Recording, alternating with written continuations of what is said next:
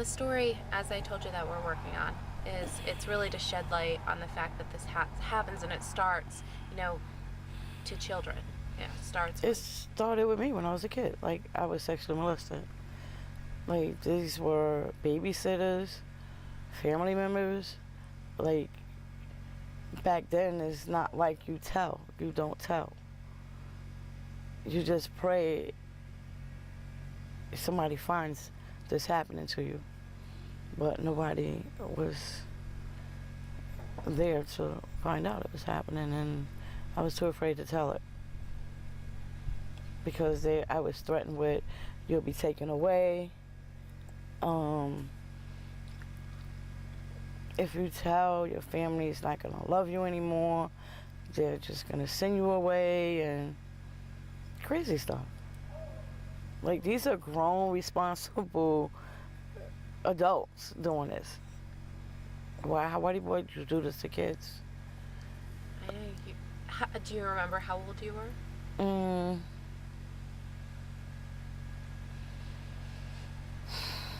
I want to say the first time it happened to me, I was about 6 or 7. Oh my God. Yeah. Let me see. Yeah. I was a little kid. I was a kid still, like, in elementary school. I was a kid. It started with babysitters. People that my family entrusted in babysitting us while they work. And they bring their brother or their cousin to the house, and they touched on us.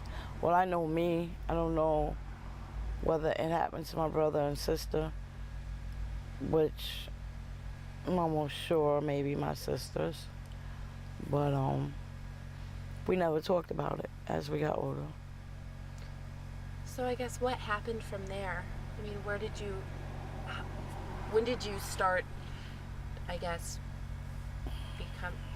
doing this? When I became old enough to know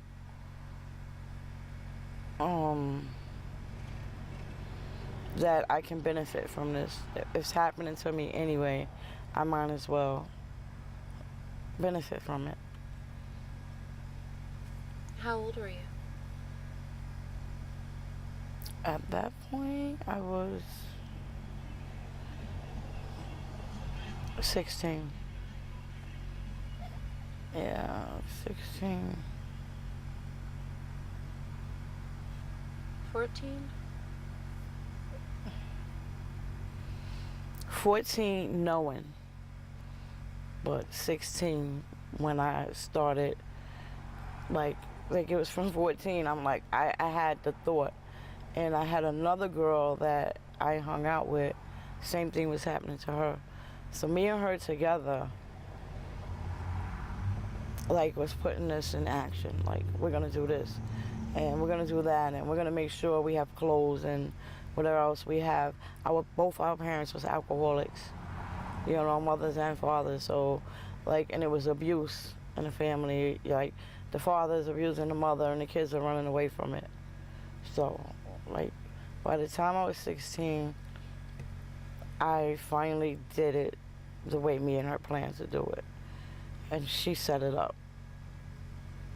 So I want to say I didn't know no better, but I knew better. But if I'm being molested anyway, why not benefit?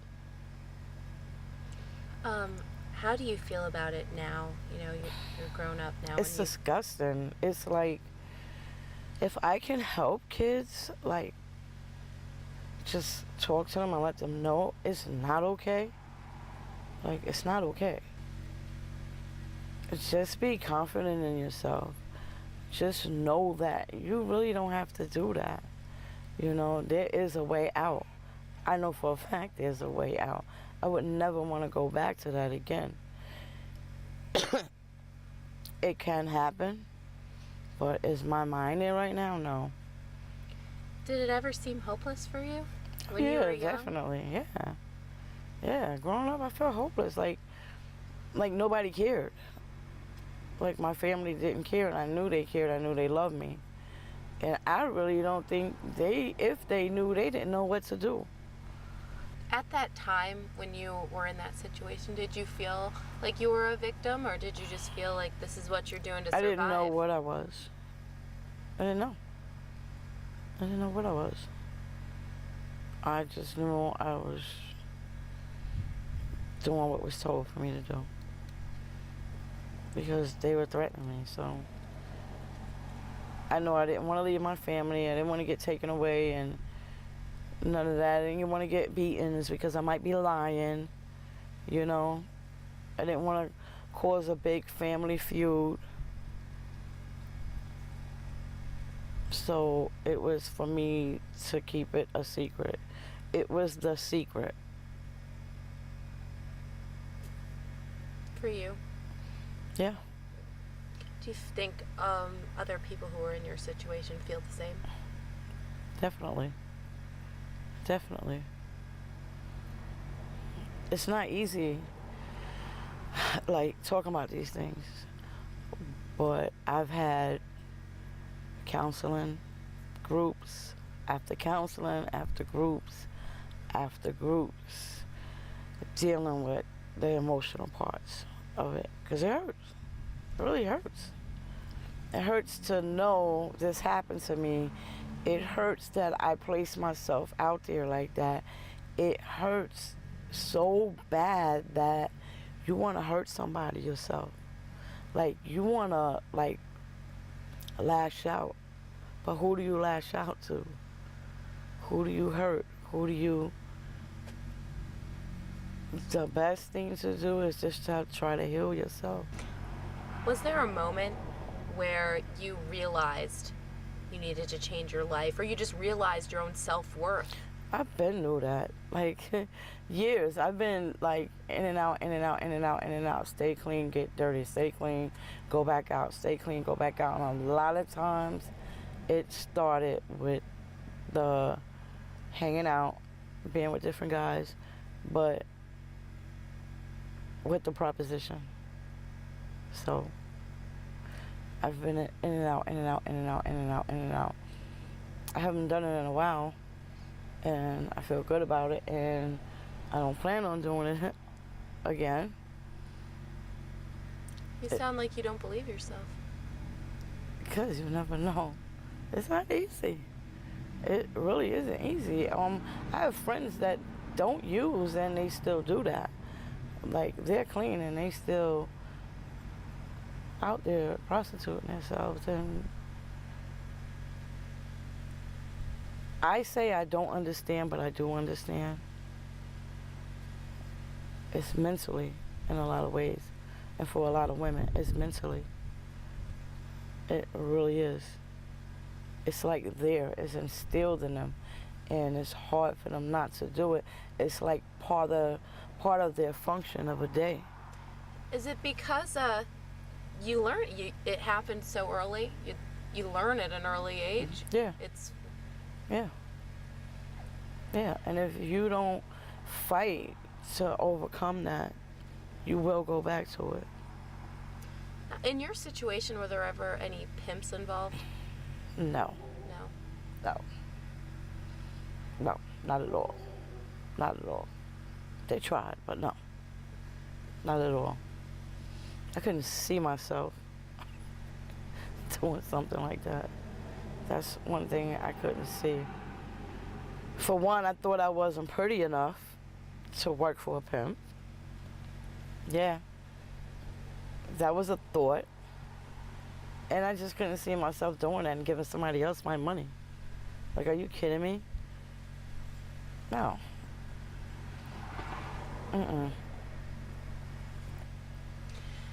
How,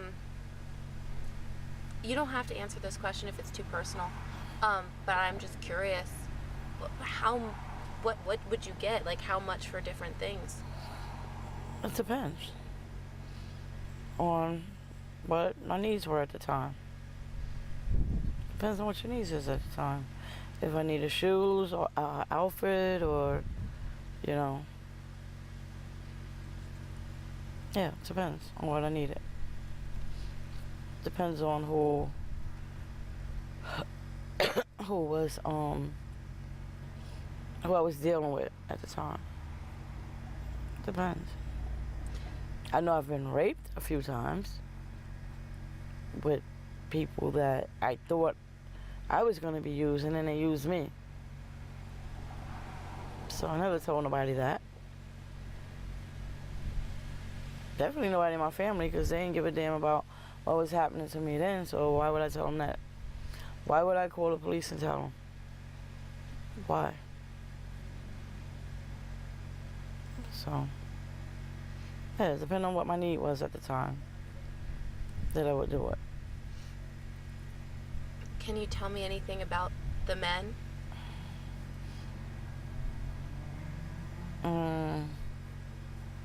No? Were they, I guess, was it all different kinds of people? Yeah. Yeah, basically. It's all different kinds of people.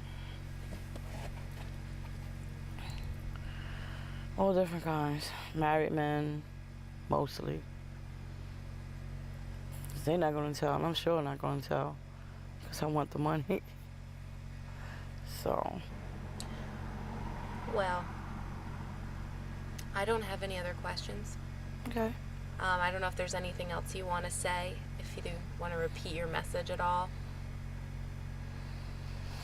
It's not easy. Like, there's so much help these days in dealing with that situation. Like, there's help today. There's no reason for a kid to have to go through what I went through. Like, talk to your parents. If you don't feel comfortable talking to your parents, talk to your teacher. Like, somebody will listen, and somebody will get you the help. I didn't have that opportunity, so it turned into, I don't want to say a career, but it turned into something that